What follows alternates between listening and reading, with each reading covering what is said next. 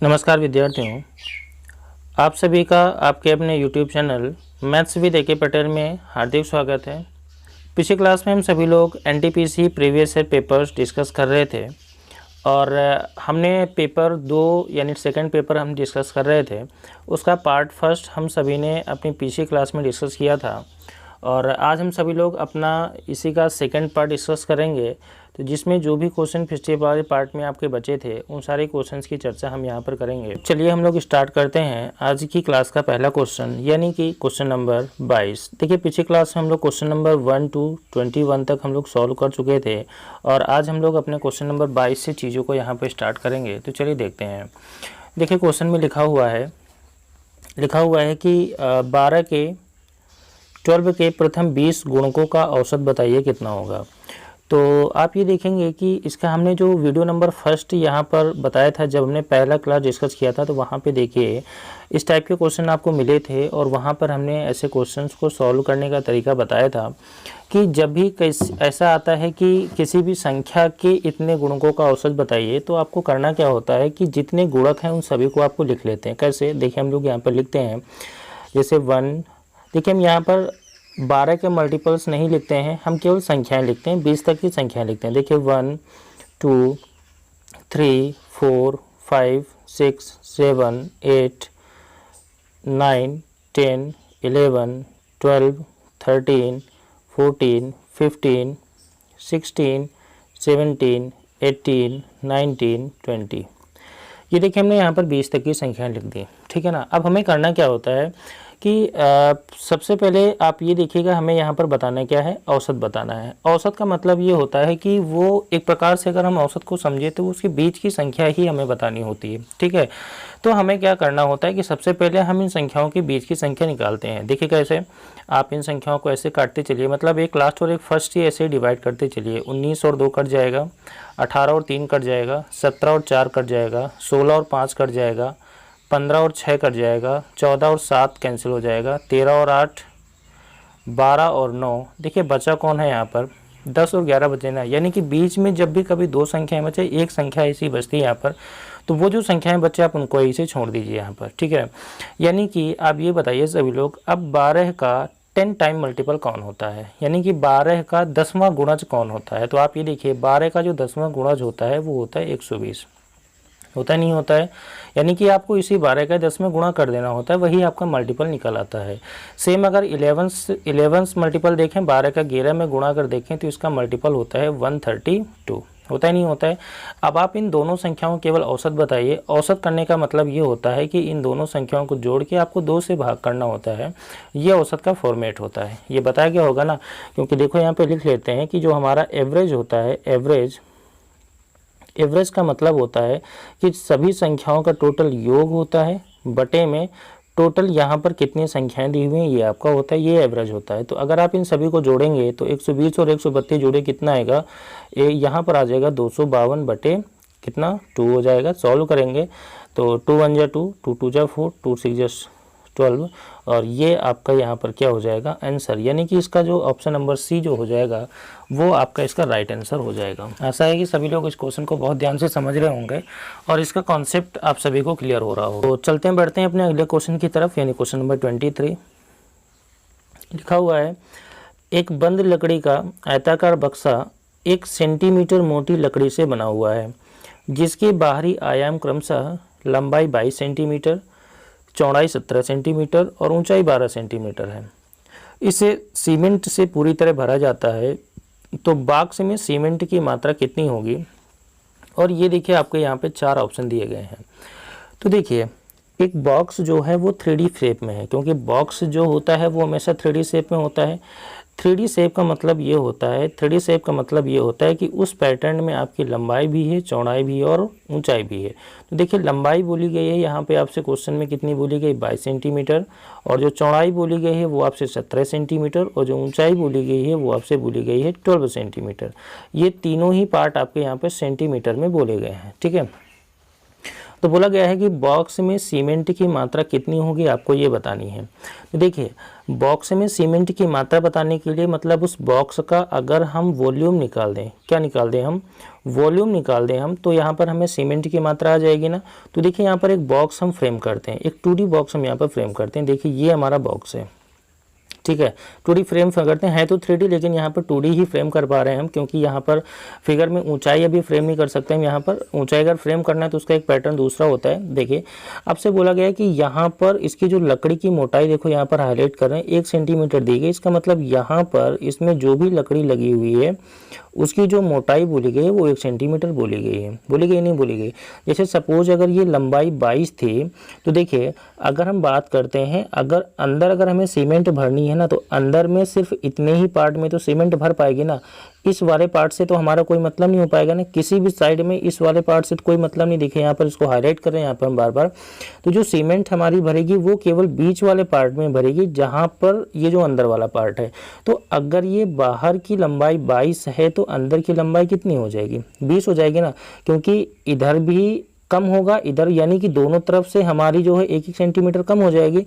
तो इसका मतलब ये हो जाएगा कि जो अंदर की जो लंबाई हो जाएगी टोटल 22 थी, 22 में से कितनी कम हो जाएगी, 2 कम हो जाएगी। तो अंदर की जो लंबाई हो जाएगी वो 20 सेंटीमीटर हो जाएगी और अंदर की जो चौड़ाई हो जाएगी उसमें भी 2 सेंटीमीटर कम कर देंगे। तो 17 में 2 कम करेंगे तो यहाँ पे आ जाएगा यहाँ पे 15 सेंटीमीटर। और जो ऊंचाई हो जाएगी, ऊंचाई भी हमारी 2 सेंटीमीटर कम हो जाएगी। तो ऊंचाई हमारी कितनी थी, 12 थी, तो 12 में 2 कम करेंगे तो यहाँ पर आपकी जो हाइट आएगी वो कितनी आ जाएगी, 10 सेंटीमीटर आ जाएगी। तो अब देखिए यहाँ पर लंबाई, चौड़ाई और ऊंचाई एक प्रकार का हमारा घनाभ बनता है। घनाभ में अगर वॉल्यूम निकालना चाहें तो वॉल्यूम होता है L into B into H, यही होता है ना। तो L देखिए हमारी कितनी आ रही है, 20 आ रही है, इंटू बी हमारा कितना है 15 दिया हुआ है, इंटू एच हमारा कितना दिया हुआ है 10 दिया हुआ है। और अगर अब सभी को मल्टीपल करेंगे तो 15 इंटू 2 30 होता है 30, और उसके बाद 2 जीरो लगा देंगे तो यहाँ पर आ जाएगा 3000 सेंटीमीटर क्यूब, और ये आपका यहाँ पर आंसर हो जाएगा। तो इसका मतलब इसका जो राइट आंसर हो जाएगा वो ऑप्शन नंबर बी इसका सही आंसर हो जाएगा। तो आशा इस क्वेश्चन को भी आप सभी लोग अच्छे से समझ रहे होंगे, ठीक है। अगर क्वेश्चन क्लियर नहीं हो रहा है तो आप एक बार इसको फिर से रिपीट कर लीजिए क्वेश्चन, आपको डेफिनेटली क्वेश्चन क्लियर हो जाएगा। वैसे इसमें कोई बहुत बड़ी साइंस नहीं है कि आपको समझने में कोई भी दिक्कत हो, ठीक है। तो चलिए बढ़ते हैं अपने अगले क्वेश्चन की तरफ। क्वेश्चन नंबर 24 बोला गया है कि 30 आदमी प्रतिदिन 5 घंटे काम करके किसी काम को 16 दिन में करते हैं, उसी काम को 40 आदमी प्रतिदिन 6 घंटे काम करके कितने दिन में पूरा करेंगे। तो देखिए ये जो क्वेश्चन है ये आपका बेसिकली जो क्वेश्चन है वो आपका है मिश्र समानुपात यानी कंपाउंड प्रोपोर्शन का आपका क्वेश्चन है, मिक्स्ड प्रोपोर्शन का क्वेश्चन है। तो यहाँ पर देखिए हम चीज़ों को लिखते हैं। यहाँ पर देखिए यहाँ पर बोला गया 3 कंडीशंस हैं, आपसे बोले गए हैं आदमी, घंटे और दिन बोला गया। यहाँ पर देखिए पहली कंडीशन में क्या बोला गया है, पहली कंडीशन में कितने आदमी थे, 30 आदमी थे, कितने घंटे काम कर रहे थे, 5 घंटे कर रहे थे, कितने दिनों में कर रहे थे, 16 दिन में। तो 30 आदमी 5 घंटे काम करके 16 काम को करते हैं। फिर आपसे देखो अगली कंडीशन बोला गया कि तथा उसी काम को, ये चीज़ आपको बहुत ध्यान देनी है, उसी काम को कितने आदमी करते हैं, 40 आदमी। कितने घंटे काम कर, 6 घंटे काम करके कितने दिनों में पूरा करेंगे। तो हम यहाँ पर दिन मान लेते हैं, कितने, x दिन मान लेते हैं ना। तो उसके बाद देखिए जिन लोगों ने हमसे ऑफलाइन क्लासेस पढ़ी हैं तो वहाँ पर हमने ये बताया था कि जब भी आपके सामने ऐसी कंडीशन बनती है तो आपको सिर्फ वर्क को छोड़ना होता है। कौन सा, अगर यहाँ पे अगर आगे W लिखा होता यानी कार्य लिखा होता तो उसको छोड़ करके बाकी सभी संख्याओं का सेम टू सेम मल्टीपल कर देते हैं, यही करते हैं ना। तो इसको अगर सॉल्व करेंगे यहाँ पर तो कैसे आएगा, 30 इंटू में 5 इंटू में 16 इक्वल टू 40 इंटू में 6 इंटू में कितना x। अब जो x की वैल्यू निकाल दें वही हमारा आंसर हो जाएगा। देखिए 0 से 0 कैंसिल हो जाएगा, 3 से काटेंगे 3 2 जा 6 हो जाएगा, और 4 से काटेंगे 4 से 4 बार जाएगा, 2 से काटेंगे 2 बार जाएगा। तो x यहाँ इधर x बचा और इधर कितना बचा 5 इंटू 10, तो x इक्वल टू कितना आ गया 10 आ गया। तो दे बोला कि कितने दिनों में पूरा करेंगे तो इसकी वैल्यू हो जाएगी 10 डेज, और ये आपके इस क्वेश्चन का क्या हो जाएगा आंसर, यानी कि इसका जो ऑप्शन नंबर बी इसका सही आंसर हो जाएगा। क्वेश्चन क्लियर हो रहा होगा ना सभी का। तो ऐसे क्वेश्चंस थोड़े से इंपॉर्टेंट होते हैं। अच्छा ये क्वेश्चंस आपको टाइम एंड वर्क में भी आपको देखने को मिलते हैं और कंपाउंड प्रोपोर्शन यानी दोनों ही टॉपिक में आपको देखने को मिलते हैं। और कई बार परीक्षा में इस टाइप के क्वेश्चंस आपके आ जाते हैं तो बहुत आसान होते हैं, करना कुछ भी नहीं होता है, केवल छोटी सी कैलकुलेशन होती है और आप क्वेश्चन को आसानी से कर पाते हैं यहाँ पर, ठीक है। तो आशा है क्वेश्चन भी आप सभी लोग समझ रहे होंगे। अगर आपको वीडियो अच्छा लग रहा है तो वीडियो को लाइक करिए, वीडियो में कमेंट करिए, वीडियो को शेयर करिए, लोगों को चैनल को शेयर करिए और चैनल को लोगों से सब्सक्राइब कराइए। साथ में टेलीग्राम चैनल को आप ज़रूर से ज़रूर ज्वाइन करिए अगर आपको आगामी PDFs वगैरह और नोटिफिकेशंस वगैरह प्राप्त करने हैं तो, ठीक है।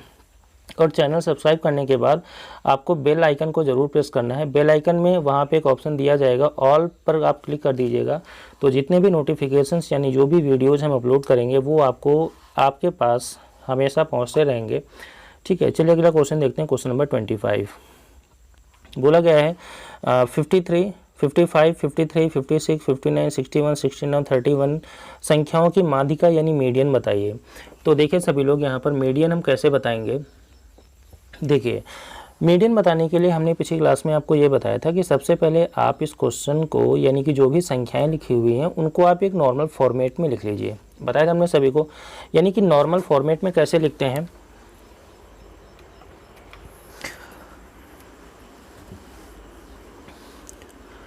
संख्याओं को हम नॉर्मल फॉर्मेट में कैसे लिखते हैं ये चीज़ आपको ध्यान देनी होगी। यहाँ पर देखिए नॉर्मल फॉर्मेट में लिखने का मतलब है कि आप संख्याओं को असेंडिंग ऑर्डर में लिखिए। असेंडिंग ऑर्डर को अगर हिंदी में कहें तो इसको कहते हैं आरोही क्रम। बात समझ पा रहे हैं ना, कि आप संख्याओं को आरोही क्रम में लिखिए। आरोही क्रम में कैसे लिखेंगे, आरोही क्रम का मतलब होता है छोटे से बड़े की ओर। देखिए सबसे छोटी संख्या हमारी कौन सी है, 31 है, तो 31 हमने लिखा।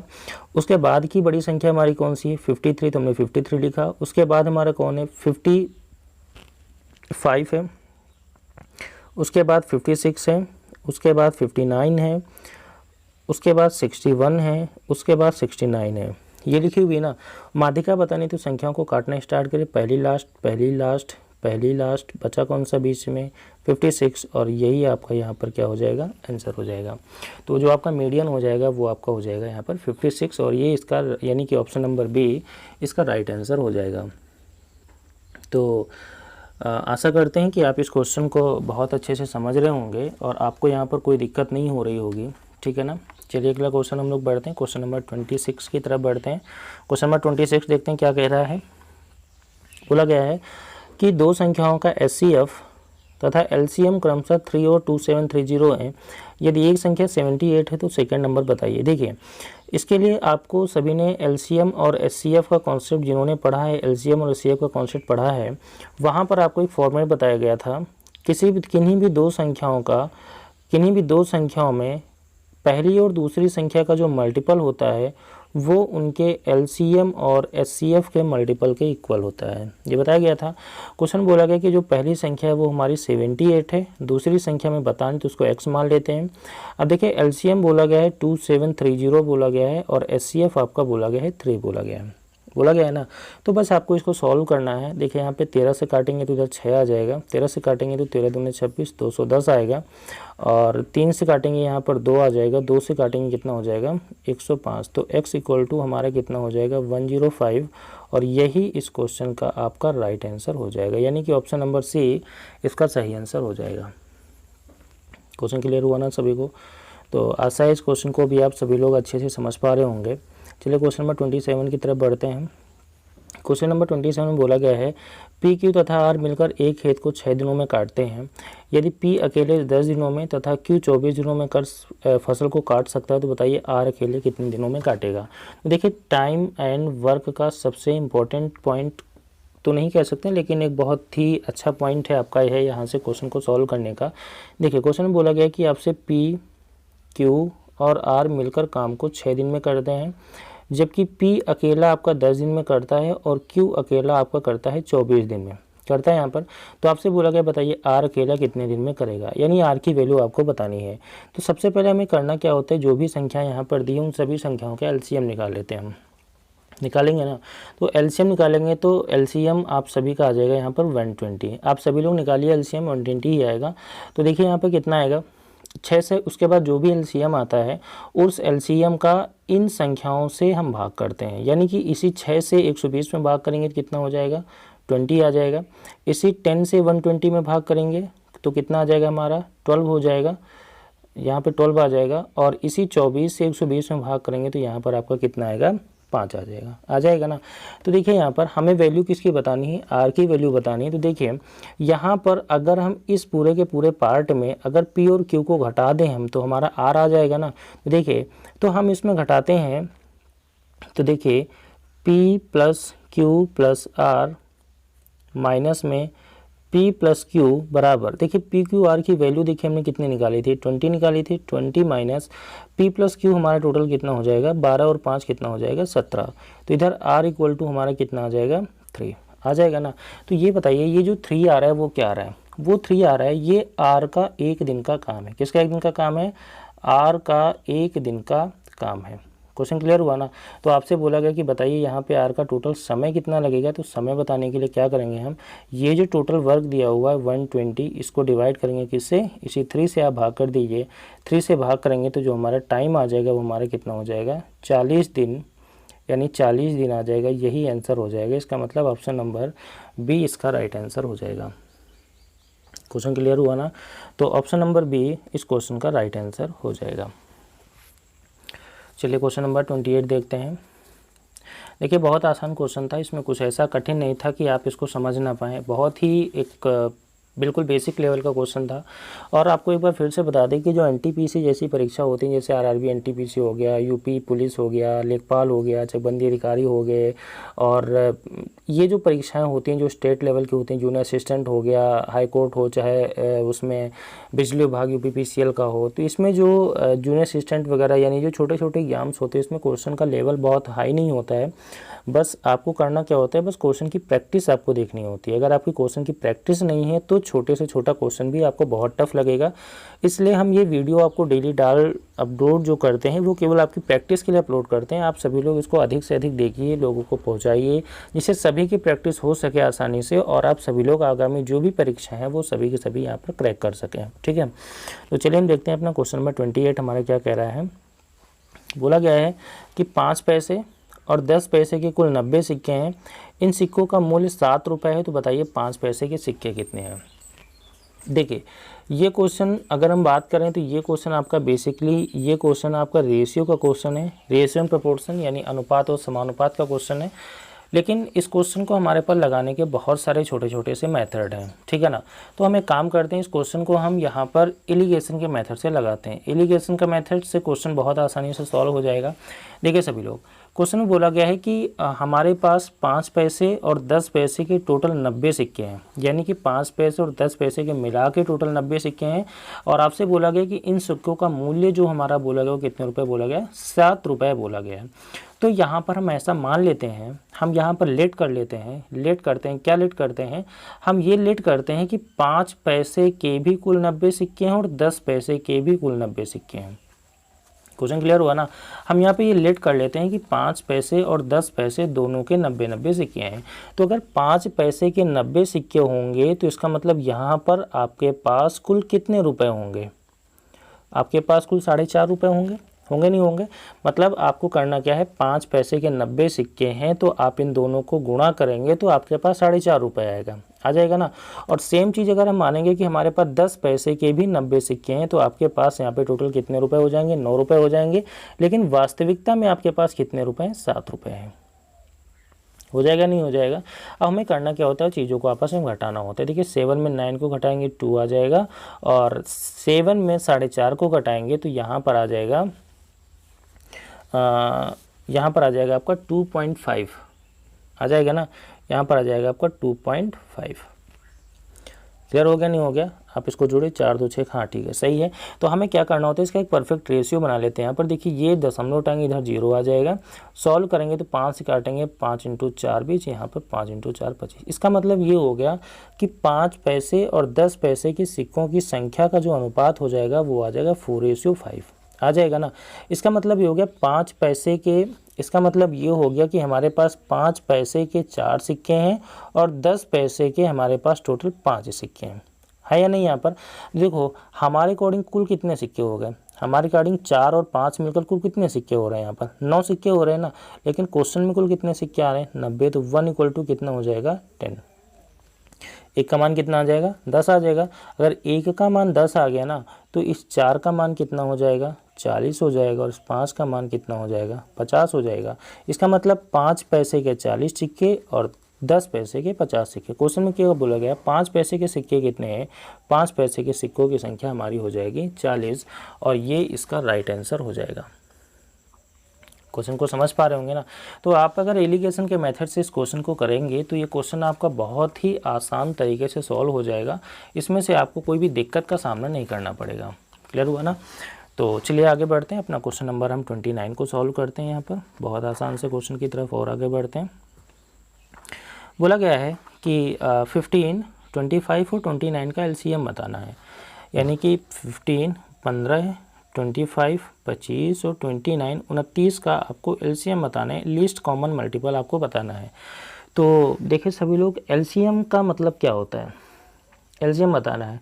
तो आपको यहाँ पे एक फॉर्मूला बता दें। देखो यहाँ पर हमें क्या करना है कि एलसीएम अगर हम बताएंगे ना, तो एक तो हमारे पास एक तरीका होता है कि इन सभी संख्याओं के हम फैक्टर करें, उसके बाद सभी का गुणा करें, या फिर हमारे पास एक तरीका होता है, ये वाला मेथड होता है 15, 25 और 29 का मेथड होता है। इसको पहले 5 से भाग करिए, 5 3 15, 5 इंटू फिर 9, 29। एक ये तरीका होता है जो कि आपका एक काफ़ी लंबा मेथड होता है हमें सॉल्व करने के लिए। एक तो ये तरीका होता है। एक तरीका ये होता है कि आप डायरेक्ट क्वेश्चन से आंसर को डायरेक्ट फाइंड आउट करते हैं। कैसे फाइंड आउट करते हैं ये देखिए सभी लोग। देखिए अगर आप 15 में देखेंगे ना, तो 15 में 5 और 3 का मल्टीपल होता है नहीं होता है। देखिए 25 में क्या होता है, 25 में 5 और 5 का मल्टीपल होता है, और 29 अपने आप में एक अभाज्य संख्या है या नहीं। यहाँ पर देखिए, यहाँ पर 5 और 3 आ रहा है, यहाँ पर 5 और 5 आ रहा है, और यहाँ पे 29 आ रहा है। तो एलसीएम की जो डेफिनेशन होती है, एलसीएम की डेफिनेशन क्या कहती है कि किन्हीं भी संख्याओं का जो भी एलसीएम होगा ना, वो इन संख्याओं से हमेशा विभाजित होगा। यानी कि जो भी एलसीएम होगा वो उन संख्याओं से विभाजित होगा। इसका मतलब जो भी संख्याएं ये दी हुई, यानी जो भी आपका ऑप्शन दिया गया है ना, ये सारे के सारे ऑप्शन इन तीनों, यानी कि ये सारे के सारे ऑप्शन आपके इन तीनों संख्याओं से कटने चाहिए ना। इसका मतलब यहाँ पर जो भी संख्या है वो सारी की सारी 5 से विभाजित होंगी, सारी की सारी 3 से विभाजित होंगी, सारी की सारी 29 से विभाजित होंगी। तो बस हमें क्या करना है, यहाँ पर विभाज्यता के नियम को एक बार जाँच लेना है। ठीक है ना। विभाज्यता का नियम, जैसे मान लिया कि हमारी देखो सबसे छोटी संख्या कौन सी है, 3 है ना। तो यहाँ पर 3 की विभाज्यता की जांच कर लेते हैं। जांच करेंगे ना, जैसे देखिए एक पहला ऑप्शन लेते हैं 2 3 3 5। 3 की विभाज्यता क्या कहती है कि अंकों का योग 3 से विभाजित होना चाहिए। ये 3 की विभाज्यता कहती है। तो देखिए अंकों का योग करिए। देखिए 3 और 2 5, 5 और 3 8, 8 और 5 13। देखिए क्या 13 3 से विभाजित है, नहीं विभाजित है। तो इसका मतलब ये पहला ऑप्शन आपका गलत हो जाएगा नहीं हो जाएगा। अगला ऑप्शन देखिए यहाँ पे 3 3 3 7। अब आप देखिए फिर इसको भी 3 से विभाग करके देखिए, 3 3 6 3 9, और 9 और 7 कितना होता है 16। देखिए क्या 16 3 से विभाजित होता है, देखिए ये भी 3 से विभाजित नहीं होता है। इसका मतलब ऑप्शन नंबर सेकंड भी आपका गलत हो गया। ऑप्शन नंबर थर्ड की तरफ बढ़ते हैं। ऑप्शन नंबर थर्ड बोला गया 2175, इसको भी जोड़िए। देखिए 213, 7 और 3 10, 10 और 5 15। देखिए 15, क्या 15 3 से विभाजित होता है। इसका मतलब यही आपका सही आंसर होगा। लेकिन एक बार हम चौथे ऑप्शन को भी देख लेते हैं। देखने का मतलब हो जाए 2375, जोड़िए 3 और 2 5, 5 और 5 10, 10 और 7 17। देखिए क्या 17 3 से कटता है, नहीं कटता। इसका मतलब जो केवल ऑप्शन नंबर 3 है वो सेटिस्फाई हो रहा है, और यही इसका आपका राइट आंसर हो जाएगा।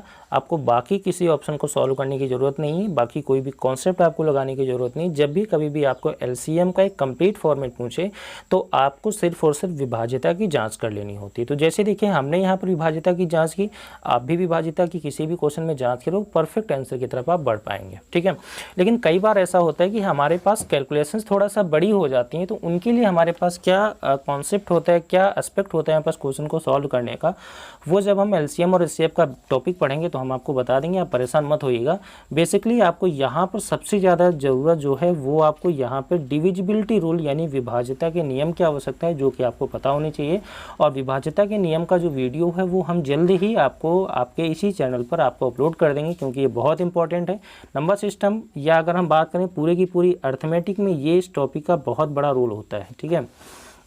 जब आप हमसे पढ़ेंगे तो हम आपको बताएंगे डिविजिबिलिटी रूल से कैसे क्वेश्चन आसान बनते हैं, वो सारी चीज़ें हम आपको बताएंगे। लेकिन फिलहाल अभी हम जो कर रहे हैं वो वही पढ़ेंगे। ठीक है। क्वेश्चन नंबर 30 की तरफ बढ़ते हैं।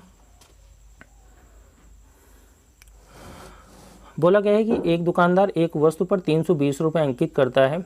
यदि वह उस पर 10% की छूट देने के बाद यदि 10% की छूट देने के बाद भी उसे 20% का लाभ होता है तो उस वस्तु का क्रय मूल्य कितना है। देखिए 320 रुपये अंकित कर रहा है, 10% की छूट दे रहा है, तो देखिए वस्तु कितने रुपए की जा रही है, 0 0 0 0 मल्टीपल करिए कितना हो जाएगा, 9 × 2 18, 18 हो जाएगा, इधर हो जाएगा 288, यानी कि वस्तु हमारी कितने की जा रही है, 288 रुपये की जा रही है। जा रही नहीं जा रही है। अब फिर आपसे यहाँ पर बोला गया है कि 10% की छूट देने के बाद उसे 20% का लाभ हो रहा है। 20% का लाभ का मतलब हो जाएगा 120, 20% का लाभ हो रहा है 288 रुपये में, तो एक वैल्यू आ जाएगी 288 बटे 120। क्रय मूल्य मान बताना था, तो क्रय मूल्य यहाँ पर हम 100 मान लेते हैं। देखिए भाग करते हैं, कितना हो जाएगा, 12 दूने 24, 4 28, 12 चौके 48 और 1 0 ये बचा, तो जो हमारा क्रय मूल्य आ जाएगा वो 240 रुपये हो जाएगा, यानी कि ऑप्शन नंबर फर्स्ट इसका सही आंसर हो जाएगा। क्लियर हो गया ना। तो इसका जो सही आंसर हो जाएगा वो हो जाएगा 240 रुपये, ये इसका राइट आंसर हो जाएगा। आशा है आप सभी को क्वेश्चन क्लियर हो रहा होगा। ठीक है, देखिए करना कुछ नहीं होता है, 10% की छूट हो रही है, यानी कि छूट यानी जो डिस्काउंट होता है वो हमेशा अंकित मूल्य यानी मार्क प्राइस पे होता है।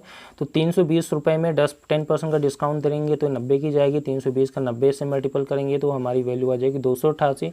इसका मतलब जो हमारी वस्तु सेल हो रही है वो 288 रुपये में सेल हो रही है। लेकिन आपसे बोला गया कि जो लाभ हो रहा है वो हमारा 20% का लाभ हो रहा है। तो देखिए हमारे अकॉर्डिंग वस्तु अगर 100 की कोई चीज़ है तो अगर 20% के लाभ पर बेचेंगे तो 120 रुपये में सेल होगी, लेकिन क्वेश्चन में 288 में सेल हो रही है, तो एक की वैल्यू सॉल्व करेंगे 288 बटे 120। लेकिन हमें उसका क्रय मूल्य बताना था, तो क्रय मूल्य हमने हमेशा 100 माना था, तो यहाँ पे 100 का मल्टीपल करेंगे तो आपकी वैल्यू आ जाएगी 240। इसका मतलब ये हो जाएगा इस वस्तु का जो कॉस्ट प्राइस हो जाएगी वो हो जाएगी 240 रुपीज़, और ये इसका राइट आंसर हो जाएगा। क्लियर हो गया होगा ना सभी का। चलिए अगला क्वेश्चन बढ़ते हैं। क्वेश्चन नंबर 31 बोला गया है कि एक नाव की गति धारा की विपरीत दिशा में 40 किलोमीटर प्रति घंटा है। देखिए हम मान लेते हैं कि हमारी जो नाव की चाल है, नाव की चाल x किलोमीटर प्रति घंटा, और जो हमारी धारा की चाल है वो हमने y किलोमीटर प्रति घंटा मान ली, y किलोमीटर पर आवर और x किलोमीटर पर आवर, ये इसकी स्पीड मान लेते हैं। ठीक है ना।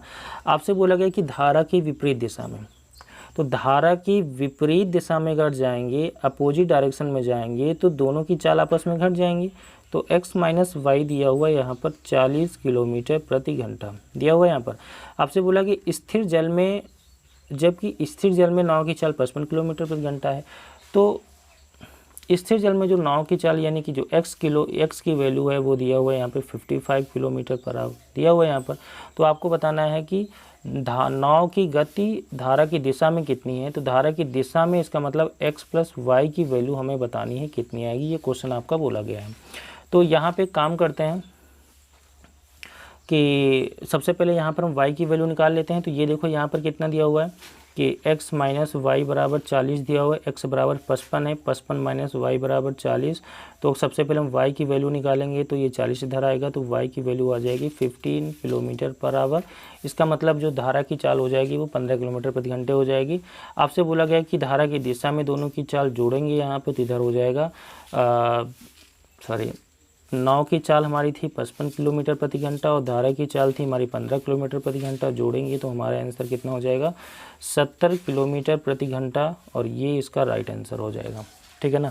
यानी क्वेश्चन नंबर 31 का जो सही आंसर हो जाएगा वो 70 किलोमीटर पर आवर, और ये इसका सही आंसर हो जाएगा। ठीक है, तो चलिए हम अगला क्वेश्चन अपना आगे की तरफ बढ़ते हैं, एक नए कॉन्सेप्ट की तरफ। बहुत ही आसान सा क्वेश्चन है ये।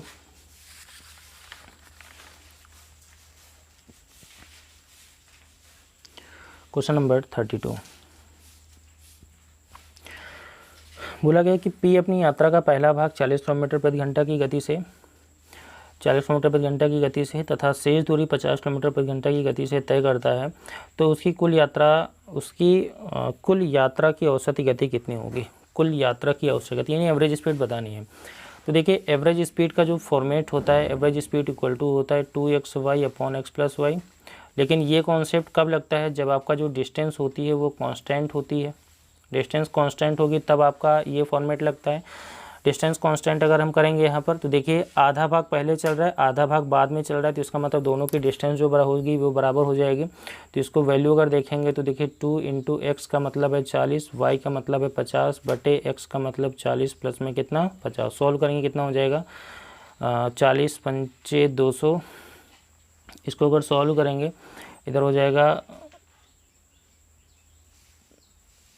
4000 बटे 90, और इसको अगर हम सॉल्व करेंगे तो इधर आएगा 44.44 किलोमीटर पर आवर। ये आंसर यानी कि इसका जो ऑप्शन नंबर फर्स्ट हो जाएगा वो इसका सही आंसर हो जाएगा। क्लियर ना, क्योंकि देखो 0 से 0 काटेंगे, 9 को 36, 9 को 36, हाँ सही आंसर है 44 किलोमीटर पर आवर, ये इसका राइट आंसर हो जाएगा। ठीक है, बहुत ही आसान सा कॉन्सेप्ट है, इसमें कुछ भी आपको नया काम नहीं सीखना था, एक नए तरीका है यहाँ पर जो कि आपको देखिए ये हम आपको ऑलरेडी बता चुके हैं 2xy + x+y एवरेज स्पीड वो भी कब फॉलो होता है जब आपका डिस्टेंस कांस्टेंट होती है। ठीक है, तो चलिए अगला क्वेश्चन देखते हैं, क्वेश्चन नंबर 33 क्या कहता है हमारा क्वेश्चन नंबर 33। यदि ब्याज को वार्षिक रूप से चक्रवृद्धित किया जाए तो 2 वर्ष के लिए 4800 रुपये पर 20% वार्षिक दर से चक्रवृद्धि ब्याज कितना होगा। ऑप्शन दिया 69,000, 21,120, 76,000। और तो पहले चीज़ तो ये 4800 रुपये नहीं होगा, ये 48,000 रुपये होगा, तभी आप आंसर को दे पाएंगे। और चक्रवृद्धि ब्याज कितना है ये आपको बताना है, अमाउंट नहीं बताना है। ठीक है, 48,000 रुपये हो जाएगा। देखिए 2 साल का बताना है। देखिए 2 साल बताने के लिए हमने आपको कॉन्सेप्ट बताया था, जैसे फर्स्ट ईयर हो जाएगा, सेकेंड ईयर हो जाएगा। फर्स्ट ईयर में हमारे पास कितनी लाइनें होती हैं, 1 लाइन होती है। सेकंड ईयर में हमारे पास कितनी लाइनें होती हैं, 2 लाइनें होती हैं। अब ये लाइन कहाँ से आती है, ये चीज़ आपको डिटेल में समझने के लिए आपको ये टॉपिक समझना पड़ेगा। जैसे हम आपको एक बार फिर से बता दें, जब चक्रवृद्धि ब्याज होता है तो वहाँ पे पहले साल का ब्याज होता है, जब दूसरे साल में आते हैं तो वहाँ पे पहले साल का ब्याज भी लगता है। अगर हमें तीसरे साल आना होता है तो यहाँ पर हमारे पास 4 लाइनें हो जाती हैं, क्योंकि यहाँ पर मूलधन का ब्याज तो होगा ही होगा, साथ में इन तीनों ब्याज का ब्याज होता है, इसलिए 3 लाइन और हो जाती हैं, तो टोटल यहाँ पर 4 लाइनें हो जाती हैं। खैर ये चीज़ हम तब पढ़ेंगे जब आपका ये टॉपिक पढ़ेंगे। फिलहाल बेसिक हम चीज़ें यहाँ पर जो हमारा क्वेश्चन कह रहा है वो हम यहाँ पर देखते हैं एक बार। देखिए क्वेश्चन क्या कह रहा है, हमें आपको बताया था फर्स्ट ईयर में 1 लाइन होती है, जो सेकेंड ईयर होता है वहाँ पर हमारे पास 2 लाइनें होती हैं। ठीक है, अच्छा ये देखो मूलधन हमारा हो गया 48,000 रुपये, ब्याज की दर देखो कितना बोलेगा 20%। तो क्या करते हैं, देखिए यहाँ पर जो ब्याज आएगा, ये देखो यहाँ पर जो ब्याज आएगा वो कौन आएगा, वो 48,000 का 20% आएगा, नहीं आएगा, आएगा ना यहाँ पर। तो एक काम करते हैं, हम यहाँ पर इस 20% की वैल्यू निकाल लेते हैं। अगर 20% की वैल्यू निकालेंगे तो यहाँ पे आ जाएगा 20/100, और 20/100 का मतलब होता है 1/5। यानी कि अब आपका कैलकुलेशन करना बहुत आसान हो जाएगा। कैसे आसान हो जाएगा वो भी हम देखते हैं। तो आप देखिए यहाँ पर सबसे पहले यहाँ पर अगर हमें ब्याज बताना है तो 48,000 का 20% निकालना पड़ेगा, या फिर 48,000 का 1/5 निकाल दें तो भी वैल्यू आ जाएगी। मतलब कुल मिला के करना क्या है, आपको यहाँ पर 5 से भाग देना है ना। तो यहाँ पे इसको देखें, 5 में 45, 3 48, 5 31, 0 9,600 रुपये आ जाएगा। यानी कि ये फर्स्ट ईयर का ब्याज हो जाएगा जब हमारा 20% वार्षिक ब्याज हो जाएगा 48,000 रुपये का आ जाएगा ना यहाँ पर। तो सेम कंडीशन में इसको भी देखेंगे तो यहाँ पर भी 9,600 रुपये आ जाएगा, क्योंकि ये भी हमारा मूलधन पर ही ब्याज होगा। और यहाँ पर कौन से ब्याज हो जाएगा, यहाँ पर इस ब्याज का ब्याज आएगा। तो इसका मतलब फिर 9,600 का 20% निकालेंगे, तो 20% निकालने से अच्छा है कि यहाँ पर हम 5 से भाग दे दें। तो 5 से भाग देंगे तो कितना आएगा, 5 कम 5 4 9, 5 9 45, 1 46, 5 2 10, 1920 रुपये आ जाएगा यहाँ पर। यहाँ पर आपको बताने CI बताने, तो CI के लिए आपको तीनों को जोड़ देना होगा। तो तीनों को जोड़ेंगे तो इधर हो जाएगा 20, 6 6 12, 12 8 20 और 1 21, तो 9 9 18, 18 1 19, 19 और 2 21, तो इधर आ जाएगा 21,120 रुपये। और ये इसका चक्रवृद्धि ब्याज हो जाएगा। इसका मतलब ऑप्शन नंबर बी आपका राइट आंसर हो जाएगा। क्वेश्चन समझ रहे होंगे ना। तो जब 48,000 करके निकालेंगे तो यहाँ पर आपका ये 21,120 रुपये आपका ये इसका चक्रवृद्धि ब्याज हो जाएगा 2 साल में 20% वार्षिक ब्याज की दर से, जैसा कि क्वेश्चन में आपको दिया गया है यहाँ पर। तो चलिए हम लोग स्टार्ट करते हैं अपना अगला क्वेश्चन नंबर 35। देखिए क्वेश्चन में क्या बोला गया है। क्वेश्चन में बोला गया है कि एक कपड़े का क्रय मूल्य 35 रुपये है। यदि उस कपड़े की लंबाई 4 मीटर अधिक होती और प्रति मीटर का मूल्य 1 रुपये कम होता तो क्रय मूल्य परिवर्तित रहता, तो कपड़े की लंबाई कितनी थी। तो मान लेते हैं कि जो भी यहाँ पे बोला गया है लंबाई बोली गई, तो मान लेते हैं यहाँ पे कपड़े की जो लंबाई है वो x मीटर, ऐसा हमने मान लिया, यहाँ पर मान लिया ना। देखिए क्वेश्चन बोला गया है कि जो x मीटर कपड़ा है उसकी जो वैल्यू है 35 रुपये है, तो 1 मीटर कपड़े की वैल्यू हो जाएगी 35 बटे में कितना x। ऐसा हम यहाँ पे निकाल लेते हैं, यानी कि ये 1 मीटर कपड़े का मूल्य हो जाएगा। अब देखिए बोला गया कि कपड़े की लंबाई 4 मीटर और होती, देखिए यहाँ पे 4 मीटर अधिक होती। इंग्लिश वर्जन अगर इसका देखेंगे तो यहाँ पर मोर वर्ड लिखा हुआ है, हिंदी में थोड़ी सी गलती है यहाँ पर। तो यहाँ पर होगा यदि उस कपड़े की लंबाई 4 मीटर अधिक होती, तो लंबाई 4 मीटर अधिक होती तो यहाँ पर x+4 हो जाता। और फिर बोला गया मूल्य 1 रुपये कम होता तो क्रय मूल्य अपरिवर्तित रहता, तो इसका मतलब अभी भी क्रय मूल्य कितना रहता, 35 रहता। तो 1 = हो जाएगा 35 बटे x+4 हो जाएगा ना, ये भी इसका क्रय मूल्य इतने रुपए आ जाएगा। लेकिन देखो यहाँ पर ये बोला गया है, ये चीज़ कब पॉसिबल थी, जब 1 रुपये मूल्य कम था। लेकिन यहाँ इसका मतलब इन दोनों के बीच का जो डिफरेंस हो जाएगा ना, वो कितने रुपए हो जाएगा, 1 रुपये हो जाएगा। तो हम भी वो चीज़ यहाँ पर कर लेते हैं, उन चीज़ों को सॉल्व करते हैं। देखिए सभी लोग इन दोनों का अंतर निकाल लेते हैं। 35/x माइनस 35/x+4 = 1 हो जाएगा। तो इसको जब सॉल्व करेंगे 35x+4 माइनस में x divide by x into x+4 = में कितना हो जाएगा, 1 हो जाएगा। देखिए x से x कैंसिल हो रहा है, यहाँ पर x से x कैंसिल हो जाएगा। तो देखिए तो यहाँ पे 35 का 4 में गुणा करें, देखिए 4 × 5 20, 4 × 12 140 बटे x² + 4x = में कितना 1, ये वैल्यू आ जाएगी। तो इधर हो जाएगा x² + 4x माइनस में 140 = में कितना 0। अब इसको थोड़ा सा और जब इस पार्ट को सॉल्व करेंगे ना, तो आपकी ये क्वाड्रेटिक इक्वेशन यानी द्विघात समीकरण बन जाएगा। जब इसको आप थोड़ा सा और सॉल्व करेंगे तो यहाँ पे वैल्यू आ जाएगी। तो x की 2 वैल्यू आएंगी, एक बार x का मान आएगा +10 आ जाएगा, ठीक है, और दूसरी बार x का जो मान आ जाएगा वो -14 आ जाएगा, ठीक है। तो माइनस की वैल्यू यानी माइनस की लंबाई पॉसिबल नहीं है, लंबाई केवल प्लस की पॉसिबल है। इसका मतलब यहाँ पर जो x का मान आएगा वो कितना आ जाएगा, 10 आ जाएगा। और हमने x को क्या माना था, कपड़े की लंबाई मानी थी, तो कपड़े की लंबाई हमारी यहाँ पर कितने मीटर हो जाएगी, 10 मीटर हो जाएगी। और यही इस क्वेश्चन का आंसर हो जाएगा। क्लियर हुआ ना। इसको थोड़ा सा जूम आउट कर देते हैं और चीज़ों को आप यहाँ पे देख लीजिएगा। ये देखिए सभी जूम आउट हो गया यहाँ पे पैटर्न आपका। तो आशा है आप सभी लोग इस क्वेश्चन को समझ रहे होंगे। हिंदी वर्जन में थोड़ी सी ये गलती थी, इस वजह से क्वेश्चन में हो सकता है आपको डाउट हो रहा हो, लेकिन ऐसा कुछ नहीं है, क्वेश्चन में डाउट करने लायक कोई भी चीज़ नहीं है, ठीक है। तो चलिए हम लोग बढ़ते हैं अपने अगले क्वेश्चन की तरफ। देखिए सभी लोग अगले क्वेश्चन में देखिए हमारे पास यहाँ पर क्या है कि एक DI दी हुई है, टेबल चार्ट दिया हुआ है। हमने आपको पिछले वीडियो में भी बताया था कि जो हमारे पास जो DI है वो थोड़ी सी इम्पोर्टेंट रोल प्ले करती है हमारे किसी भी एग्जाम के लिए। तो वही DI देखो यहाँ पर भी दी गई है। बोला गया है कि निम्नलिखित तालिका का अध्ययन करें और उस पर आधारित सवालों के जवाब दें। नीचे घरेलू खर्च 1000 रुपये प्रति वर्ष दिए गए, यानी कि प्रति वर्ष 1000 रुपये दिए गए हैं। देखिए वर्ष 2010 में 2010 देखो दिया गया है, उसमें किराना 32,000 रुपये, किराया 12,000 रुपये, मनोरंजन 5,000, EMI 3,400, कर 9,000। इसी तरह 2010, 2011, 2012, 2013 और 2014 तक की हमारे पास घरेलू खर्च दिए गए हैं, ठीक है। तो अब देखिए हम यहाँ पर अपना पहला क्वेश्चन देखते हैं। क्वेश्चन में देखो क्या बोला गया है। क्वेश्चन में ये बोला गया है कि बताइए 2014 में EMI पर किया गया खर्च। देखिए 2014 में EMI पर कितना खर्च हुआ है, 7.4 खर्च हुआ है ना। किया गया खर्च किराने पर किए गए खर्च का, तो देखिए किराने पर कितना खर्च हुआ, 52 का खर्च हुआ। किराने पर किए गए खर्च का कितने % है, तो इसको हम यहाँ पर सॉल्व करेंगे नहीं करेंगे। और जैसे इसको आप सॉल्व करेंगे, इसको पूरा सॉर्ट आउट करेंगे, तो आपकी वैल्यू आ जाएगी यहाँ पर 14.23%। और ये आपका यहाँ पर क्या हो जाएगा, आंसर हो जाएगा।